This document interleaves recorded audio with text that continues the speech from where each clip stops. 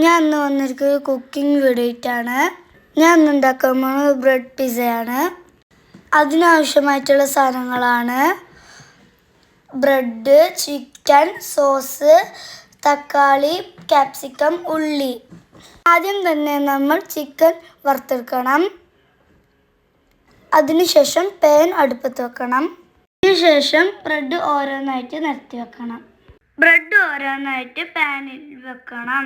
അതിൻ്റെ മുകളിലേക്ക് sauce spread ചെയ്യണം. എല്ലാ ബ്രെഡിൻ്റെ മുകളിലേക്കും സോസ് സ്പ്രെഡ് ചെയ്യണം.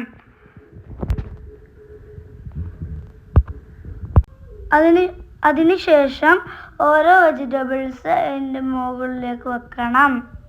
അതിനുശേഷം ചിക്കൻ ഇടണം. ഇനി അതിൻ്റെ മുകളിലേക്ക് ചീസ് വെക്കണം.